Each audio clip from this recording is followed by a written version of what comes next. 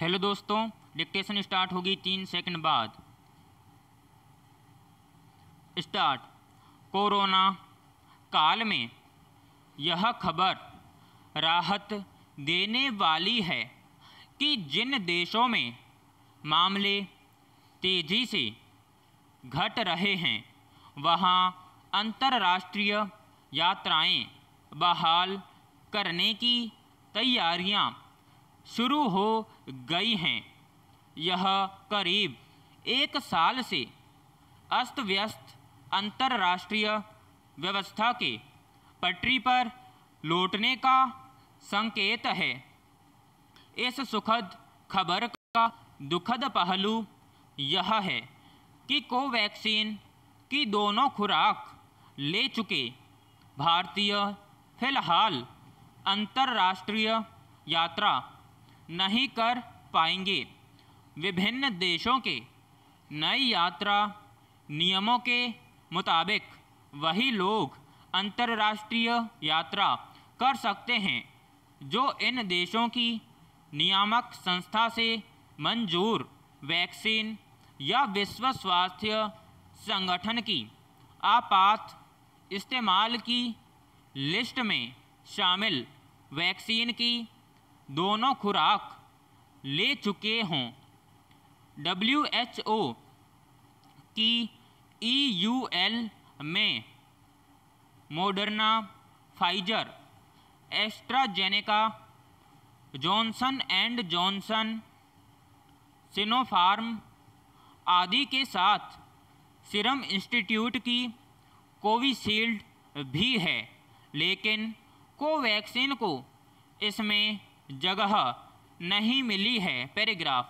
अफसोस की बात है कि कोवैक्सीन की निर्माता कंपनी भारत बायोटेक को जो आवश्यक औपचारिकताएं काफ़ी पहले पूरी कर लेनी चाहिए थी, अब तक पूरी नहीं की गई।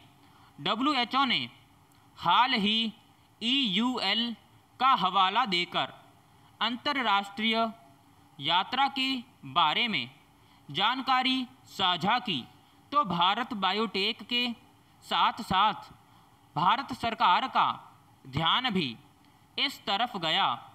भारत बायोटेक का कहना है कि WHO की EUL में शामिल होने के लिए वह काफ़ी पहले आवेदन कर चुकी है। WHO ने वैक्सीन के बारे में और जानकारी मांगी थी, इसलिए प्रक्रिया अटकी हुई है। बेशक वैक्सीन के उत्पादन को लेकर कंपनी पर अतिरिक्त दबाव है, लेकिन वह मांगी गई जानकारी समय पर देकर EUL में अपनी वैक्सीन की जगह सुनिश्चित कर सकती थी। बहरहाल देर आयद दुरुस्त आयद।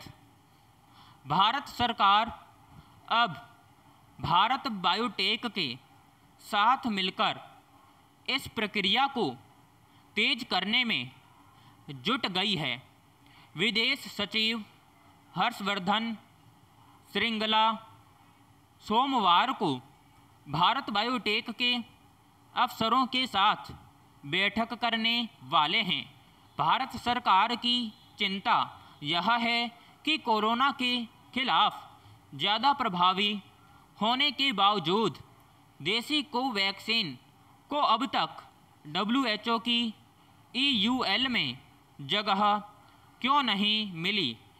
भारत सरकार की कोशिश है कि कोवैक्सीन का नाम जल्द EUL में सुनिश्चित हो जाए ताकि भारतीय नागरिकों को नॉन वैक्सीनेटेड बताकर अंतर्राष्ट्रीय यात्रा से वंचित नहीं किया जाए।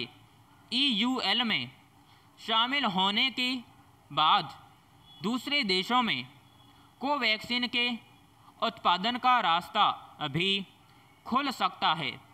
वैक्सीन पर WHO की प्री सबमिशन बैठक इसी महीने या जून में हो सकती है।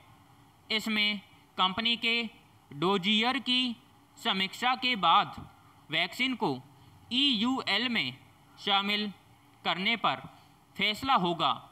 जाहिर है भारत बायोटेक को काफ़ी जांच परख कर डोजियर तैयार करना होगा।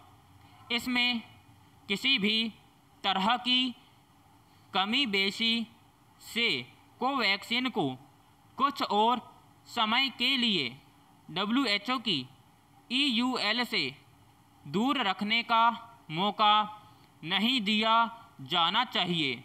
विराम समाप्त।